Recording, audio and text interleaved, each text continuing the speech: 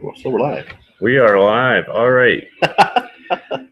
Wasn't expecting that. That's all right. Welcome to USD. Welcome to USD. Hello, everybody. This is Tom Aiken from Boom Life, and I want to welcome you to the 18th episode of BoomShare. Today, I have Shane Gerlach with me, and Shane is moving forward as an adolescent prevention and intervention counselor. His main goal is to assist young men and women in making proper choices, situation avoidance, and being proactive.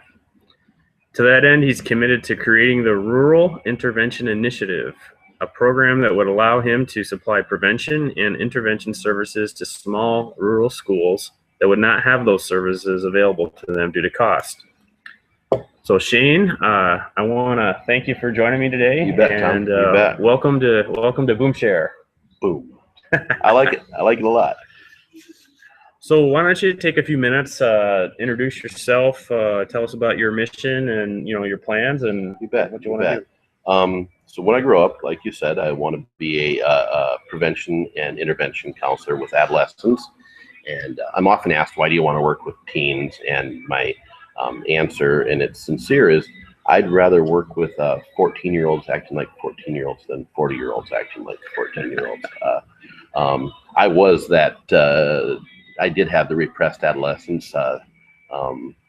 Thanks to narcotic use, I got involved in the first time I went to college, and so I have that life experience that I find is helpful working with adolescents as well, because they smell BS better than anyone else in the world, and they will call you on it because they are still developing their filters. So I just have a passion for working with kids. I volunteered at it for years, and when medical necessitated career change, my wife said, why don't you go back to school and actually get paid for what you've been doing for free for years?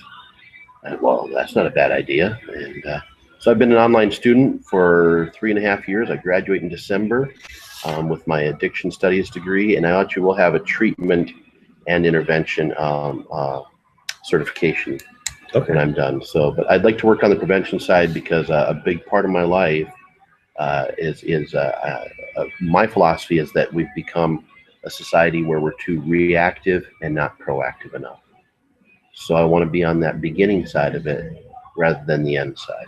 So there's a couple things, if you don't mind, I just want to make a couple points of, my history is more in, I'll call it manufacturing and business related continuous improvement type of activities. And to that end, I've become kind of a process nerd, Sure. in terms of everything is a process. And so what I appreciate about, you focusing on adolescence is we have to look at how we make decisions, which before that happens we think. So we think, we make a decision, and we act. Absolutely. And so being the process nerd for me, and wanting to always try and figure out how do we continuously improve as individuals and as a culture, we have to eliminate the defect as early in the process as possible. Absolutely. And so from a teenage or adolescent standpoint, you're actually working on both by helping them change the way they think, or help them reinforce good thinking habits that lead to better decisions, and also time-wise getting them earlier in the process. Absolutely. We spend so much time, adolescents now, I mean, the amount of credits that are given that they need to graduate high school, and I'm old, and I'll freely admit that I'm 47. I needed 16 credits when I graduated high school, and I think they're almost double that now, or close. And there's so many pressures on them, and you have to test well, and geez, they're visiting college campuses as sophomores, and they have two parents working most of the time now, and they're involved in sports, and we're losing the arts, and they're this and this, and so a lot of that process you're talking about is broken, because instead of getting the learning curve that gradually moves along with the ebb and flow, now it's this steep climb where we force success or failure, and those are the only two options on them before their brain is ever even fully developed. Science tells us that the brain doesn't fully develop until 24. So we're forcing adult decisions on kids at 16 and 17, 18 years old. And then we wonder why they crack and why they make poor choices. Right. And so I really appreciate you bringing that out, Tom, because that's a big part of what I do. When I talk to kids, I talk about making proper choices, situation avoidance, and being proactive in your life. So, yeah, if we don't, if we try to, again, going back to the process, we try to skip to the results. Yeah. We try to get to what we want without the, kind of setting the conditions for success, the success we really want. We tend to get results that look like success, but aren't what we really want. Exactly. Yeah. If so the whole class tested at 83%. Ooh, big success. But all they learned was what was going to be covered on the test. They don't know the history of of what they've come to. They don't have an appreciation for it.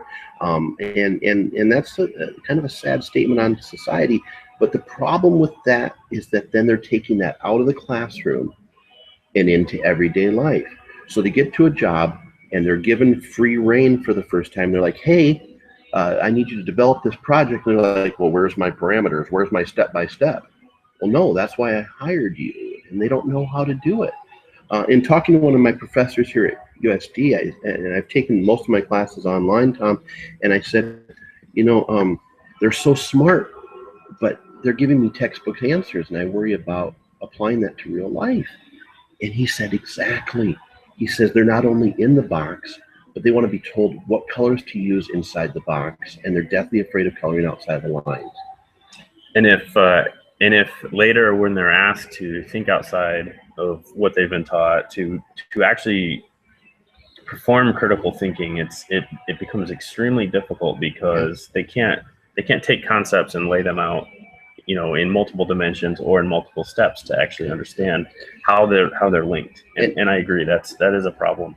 And what really gets my goat, and it's because I work with them, is let's blame the generation of being lazy. Let's blame the generation of not being motivated. Let's blame the generation. Our generation set the parameters for them. We told them, here's how you learn. So how now we're going to blame them? I mean, I don't understand that. Instead, instead of blaming, and listen, the generation before hates the generation after, in ad finitum. I mean, it's happened forever. But this backlash against the millennials, I don't get. Is life easier? Absolutely. They have one of these, and they can look up anything they want at any time. And we had Encyclopedia Britannicas that were about 6 years outdated. But that's not their fault. That's the way society has changed and the way technology has changed, and they're embracing that, and we need to too, and help them not just rely on a smartphone, but what questions can I ask the interwebs and the great knowledge out there? How can I process that? How can I bring that? How can I utilize that? And make the connections so that understanding happens, which is really, really the key. Grades are nothing more than a metric, and I'm not saying they're not important, but if we focus on the metric, the result, without the means to get there, without the spreading of knowledge and understanding, we're really doing, in education especially, a disservice. Huge disservice. And it's a struggle, and because we need, we're so caught up in we need to compete with the Joneses, and whether that's Japan or Germany or whatever it is, and we need to have as good a test scores, and we rank lower here, and here. But where American ingenuity has happened, and talk about a process, we're very young, and look at what we've done in just over 2 centuries compared to what millennial countries have gotten to in a time frame. So we're a country of doers, and I think we need to get back to getting our hands dirty and learning through experience with book learning. I'm not discounting one or the other; they're both important, but and this has happened throughout history where we fall too far on one side or the other. There was that, I came from the school of hard knocks and I pulled myself up by my bootstraps. Really? No, you didn't. Somebody helped you along the way, and there are self-made. I don't want to take away from them, but there were paths that were blazed before them, and now we've fallen on the other side where we want to lay brick by brick in front of them and not let them Not let them fall. Yeah, right. It also makes them it puts them at a higher risk when they're not prepared to deal with conflict, when they're not prepared to deal with adverse situations in terms of how they think, because immediately they're going to think, I want to get out of this. I want the fastest way out of whatever this problem is. And sometimes that leads to drug use. It can lead to other substance abuse. A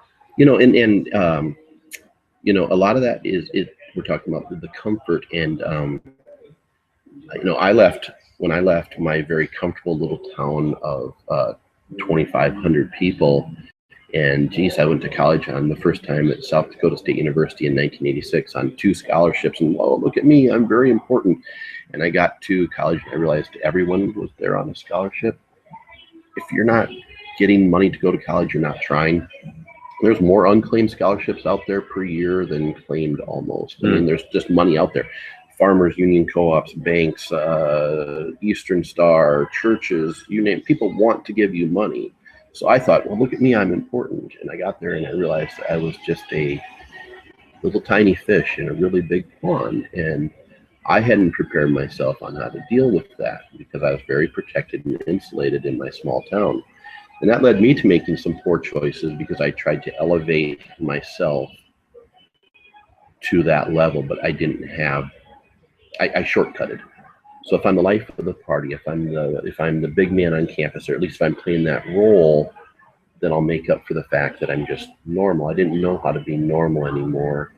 I went from being a big fish in a little pond to a little fish in a big pond was uncomfortable for me. And that transition is something I hope to be able to help kids with as I talk to them and work with them. I can actually totally relate to that. I had a similar situation, and I would say I really walked a very fine line throughout my college and for early post-college years, until one day my dad had a conversation with me. It was one of the first of 3, I say, that have saved my life, in which he said, you need to do something different. You're drinking too much. You're not doing something productive. And I had to go out, and it's why I joined the Army. And sure.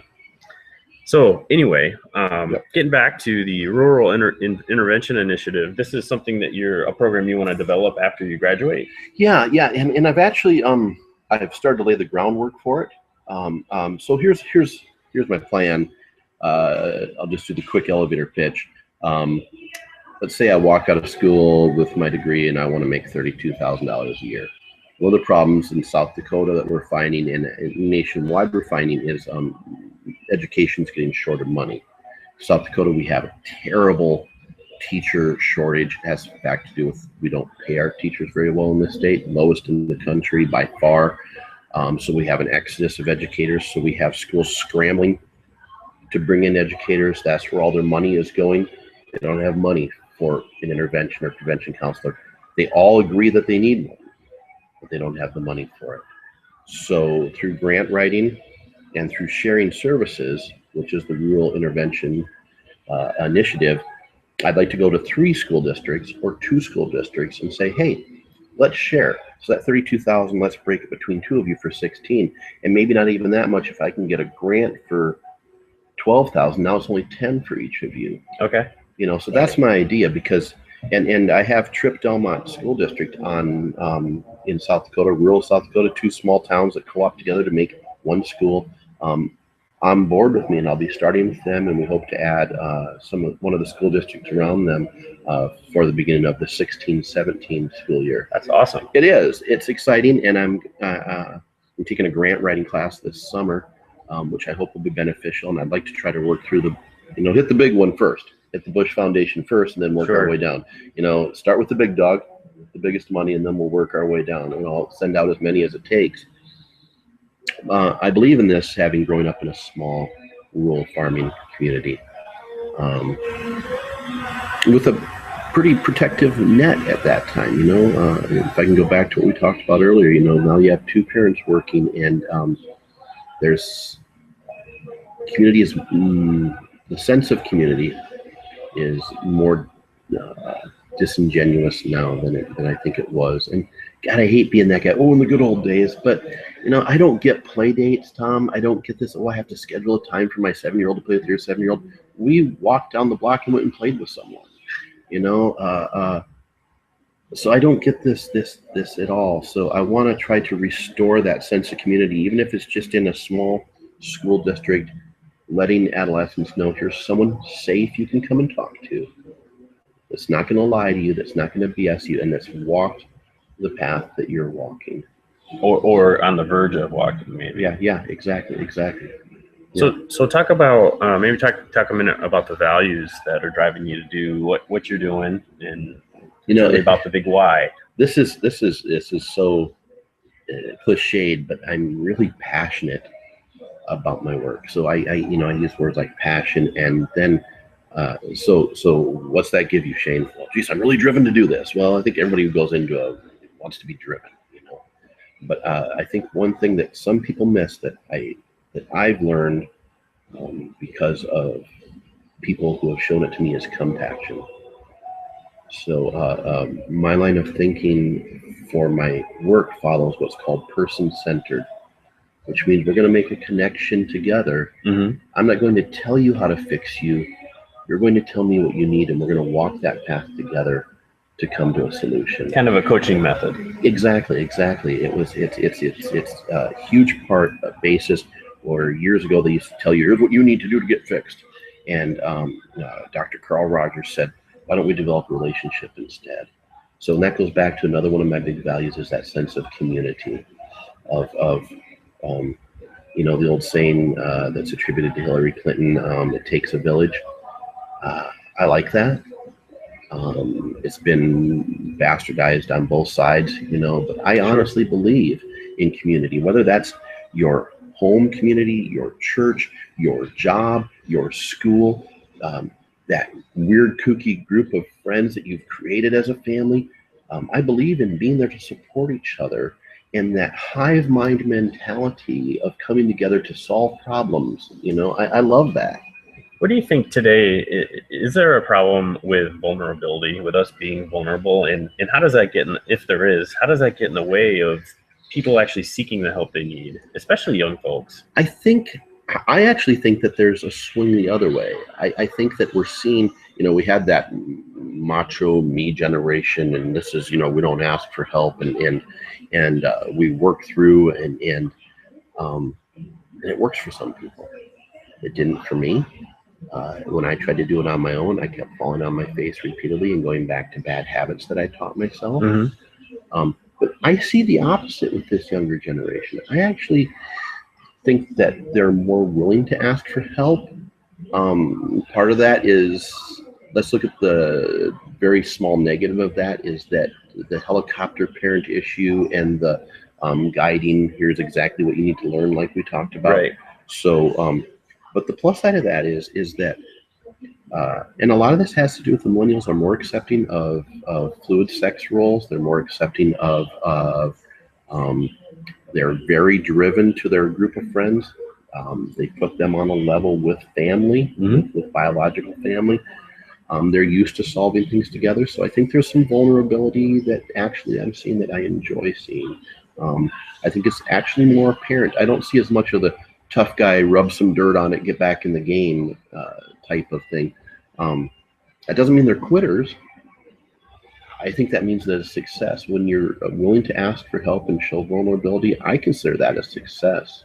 Oh, absolutely. Yeah. One of the tenets of GPS theory, which is mm-hmm. the values-based yep. decision-making model that I created and wrote about in my book, is that you have to be vulnerable. If you're not willing to show people the person that you want to be, then it's going to be impossible for them to tell you where the gaps are between that ideal person, that perfect person that you'll never achieve. You'll never become it. But if you aren't consistently driving towards that, then you're not going to be satisfied with yourself. Absolutely. And so one of the challenges I make to people always is, do you want to be happy and find success? Then do things that will make you satisfied with yourself. And then I ask them a question: do you know what to do? Right. and that's a huge question. Yeah, I know. Because I bet you get a large percentage that say, no, I don't know what to do. Well, they always say, I did until you asked me. And it was the part where you said, do I want to be successful and find it, or be happy and find success? And so in that mind, they know what that looks like. They know what it looks like, Yeah. but they don't know what to do to get there. And that's the kind of putting the what in front of the why. Yeah. You know, in front of the how. And it's got to be, why am I doing something? Here's how I'm going to do it, so I can be that person. And then when I get there, I'm that person, and I either got the results I did or I didn't. And then if I didn't, I'm going to keep going on. There's no yellow brick road, Dorothy. You know, I mean, you know, very few of us have the benefit of having that paved road, that golden road out in front of us. We have to struggle our way through it, but I don't think it has to be the battle that we make it all the time. If we're willing to be vulnerable, ask for help, and say I'm stuck, and I think that there's hands out there that will guide you. There's mentoring that's available all around you. It doesn't have to be a quote unquote mentor program. There's people out there that are willing to give, that have gifts that we forget about, and I think that that's something that that's great. That I really enjoy those questions that you're asking, because they're important, and I'm going to steal them. Hey, no problem. Sharing is caring. That's what I always tell my kids, and it's true of adults too. Absolutely, absolutely. But yeah, those are important questions to ask young people. I was at Boise State, South Dakota this year, and I was the motivational speaker this year, and it was such an honor. These 300 hungry young men, and when I was talking to them about choices, so what? So you don't have a youth center in your small hometown? I bet there's a building that's sitting there empty, that's been there empty for years, though. You want a youth center? Find out who owns that building. Go and talk to them. Say, I'll paint it. We'll do this. We'll do this. Get on your GoFundMe page. Get on a Kickstarter and raise a few bucks. Buy a few beanbag chairs, a used Wii, a Keurig coffee machine. You've got yourself a teen center. You've got the start of something. Oh, their baseball park is run down? Then get out there with a rake and some grass seed and fix it. Oh, I wish somebody else would do that. I miss playing baseball. Well, then fix it. Then make a team. So they all know what they want to get. So this is exactly what you're saying. Oh, I want to play baseball, but our field is run down. But they're waiting for somebody else, or they don't know how to get there. They're afraid to ask the question, can we have baseball again? Can we have a teen center? Can we fix this problem? Can we do what it takes to achieve success? And if success is just playing baseball, it's not even about winning the game. It's just about, hey, we want to be out there playing. Right. Then what do we have to do to get there? Right, right. So these are simple solutions that we forget because we get so wrapped up in the problem that we forget that little victories, little steps get us to the big solution. Yeah. So look at this. Look, hair stand on end, guys. I get excited about this stuff. I do too. So you get me all excited. Well, so how are things going so far? Good. I intern at Yankton High School this fall, and then graduate in December, and in January I start with Tripp Delmont School District. I've been lucky enough that Yankton High Schools have me in the last 3 years to talk to their about my journey and about making healthy choices in their health classes, which is where the prevention and intervention counselor gets them. So it's fun, it's scary, and it's as I talk to boys and girls, it's so different the questions they ask. You know, boys will be like, well, so how much did you drink? How much pot did you smoke? How many, this stuff, and girls are like, how did your family feel? And there's that developmental thing too, different times and different things. So, Derek John, sorry guys, I have a 7-year-old over there. Come here, son, and get this one. All right, sorry. No problem. So what's been your biggest challenge so far? Finances is a big thing. And as I'm going out to talk to these, everyone agrees that it's needed, like I said, but no one knows how to pay for it. The other thing is that getting into places to talk to teens, it's tough because, again, they're so scheduled. Here's the 7 hours we have you, and I need to fill you full of these things so you test well. You can't have music, can't have art, can't have marching band. So we need to do this. And then, geez, I've got you in a strength and conditioning program, and I've got you in this, and I've got you in that, and I've got you in science club, and you're taking AP advanced courses. So that's one of the reasons why I started a youth group in Yankton years ago, and it went well. And then just going back to school and dealing with some health issues, that kind of had to stop. I think one of my most proud moments was for 1 year, alumni of the program came back and kept the program running until their lives took over too, as it does when you're young adult out on your own. But the biggest challenges are always, and I think this with anyone starting something new, is money, and then getting your foot in the door at places. Yeah, I have a similar challenge. I'll tell you. I tell people when I tell people what I do, GPS theory, how it can help anybody, they'll tell me 100% of the time we agree with the problem. We 100% agree with the tool and the process that I've developed. And yet, when it comes to now saying, all right, so now, are you gonna let me work for you? Are you willing to work with me? Now it's a different story, and that's where the money comes in, becomes a challenge, and it's really a shame.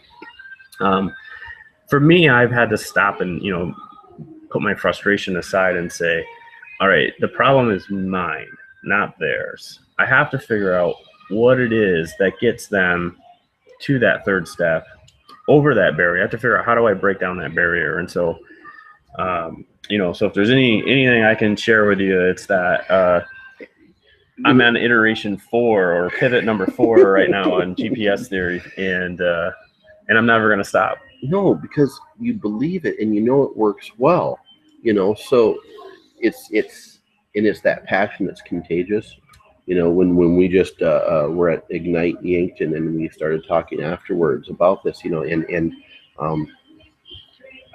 we talked about how compatible our two programs are, and now we just need to convince the rest of the world, and it's our passion and it's results from the people that we do have that will work with us they'll make that happen. I have no doubt about that at all. Right.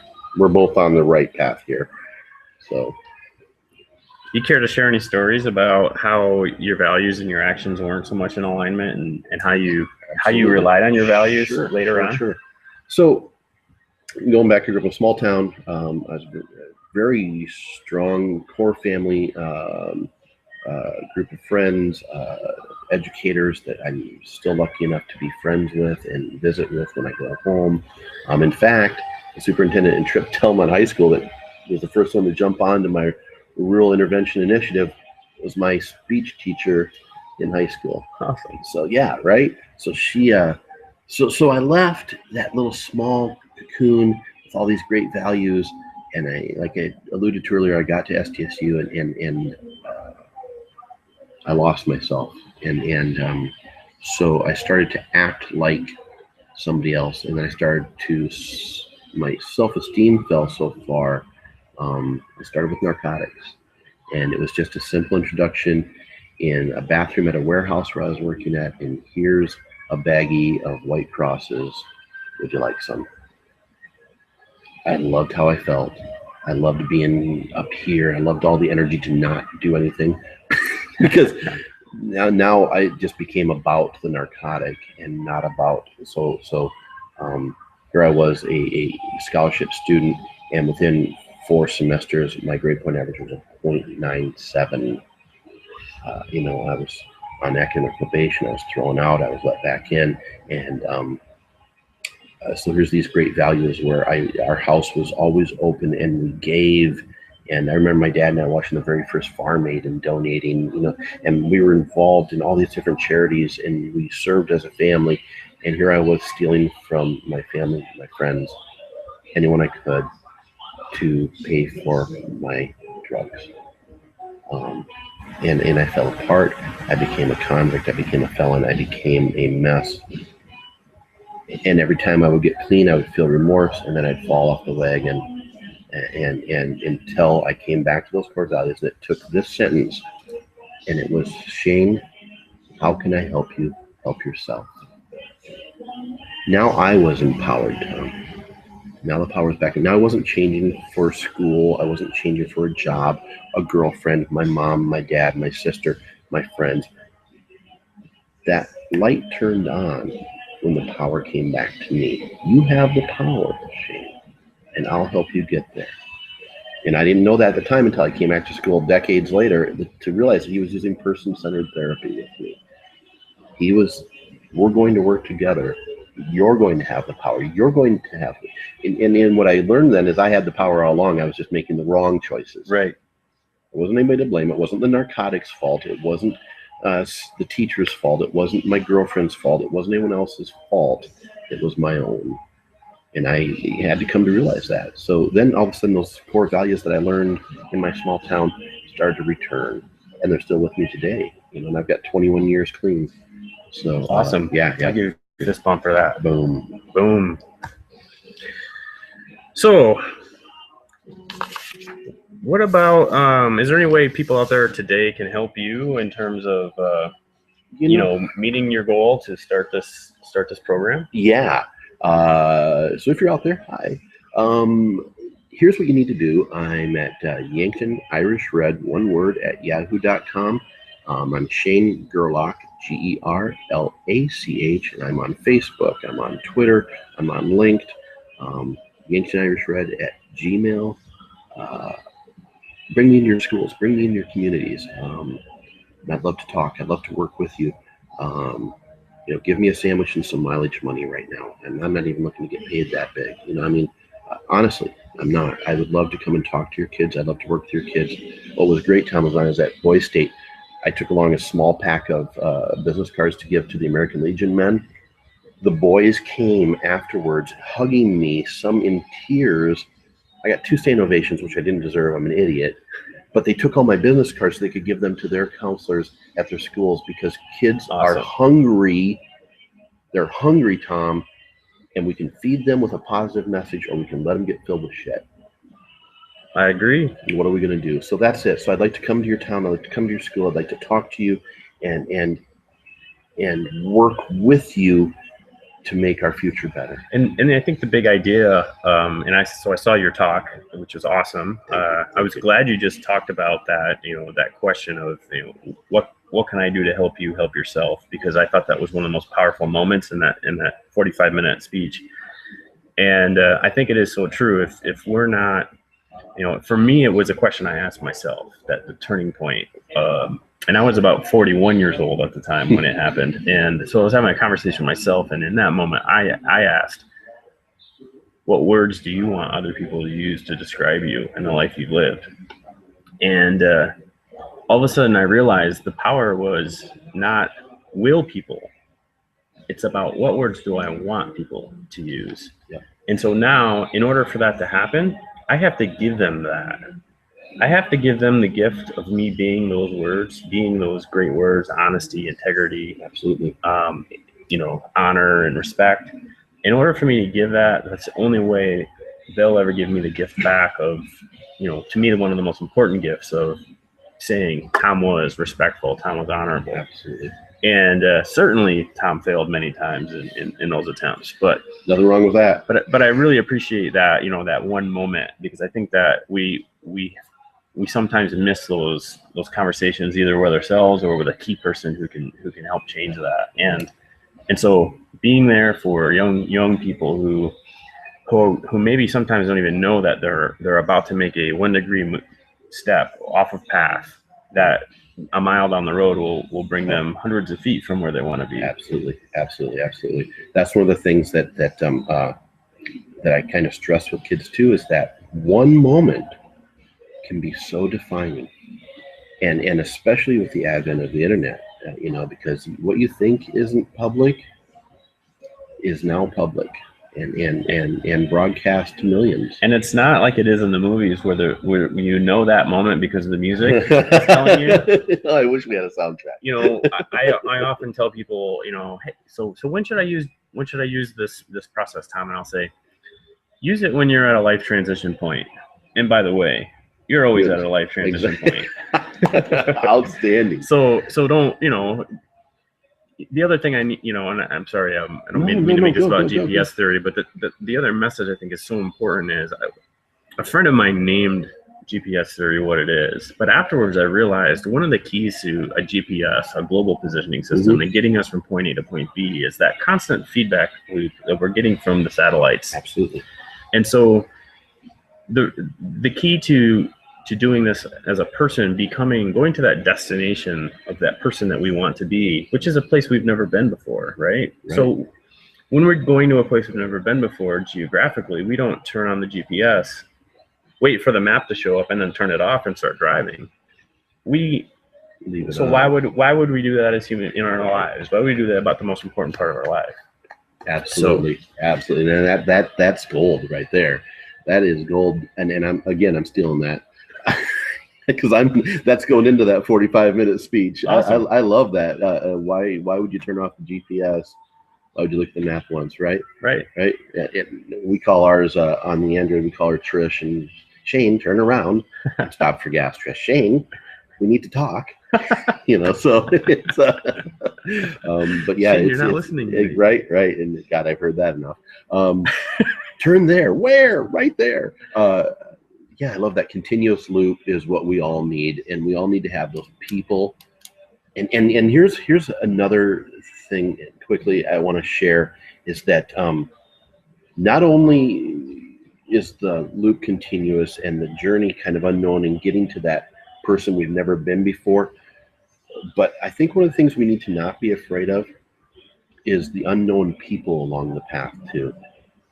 Right? I mean, because if we're just getting the same feedback, if that loop's just playing from the same people all the time, and they might not even mean to be enabling to you, but if that same loop happens, we need to hear a new song every once in a while. We need that new road trip music every once in a while. We need to be skeptical, because when the data is telling us that we're perfect, we know we aren't. We're just not capable of it. So we can't be saying I'm fine, thanks. We can't be saying, everything is perfect and I'm living the dream, because tomorrow there's a turn. Yeah. And we may not be ready for it. Absolutely. I love it. If we don't have that satellite system or that system there to help us see how to make those small incremental steps back on track, so the pendulum swing isn't too wide, then we're setting ourselves up for failure. And so it's key what you just said about we can't be afraid of the unknown people in the future up ahead. Absolutely. Yeah. You can only listen to Freebird on continuous loop so many times on your road trip before you need to hear something new.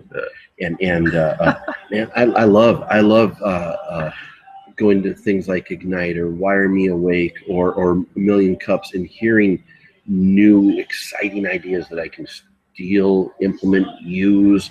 That really, that's exciting to me. TED Talks. I'm going to be participating in my first TED Talk this fall in Sioux Falls. In March, I think. So I guess it's not fall, it's winter. But so it's all exciting. It's all coming together. We're getting there. Good deal. Well, I think it's probably a good time to close. It's been a really fun conversation. It's been great, brother. Yeah, I love it. I appreciate you coming, spending some time and talking and sharing your story. And if there's a way I can help you along the way, I'm there, brother. Cool. It's outstanding. Same here. And I've said it now, I'll say it one more time. I think that our journey is just beginning together, Tom. I like it. Our message is so compatible, and we just need to implement it with moving forward. So I agree. It's great. All right. Well, everyone, thanks for joining us. Hope you enjoyed the conversation as much as we did. Anyway, have a great day, and we'll talk soon. I overshot the button.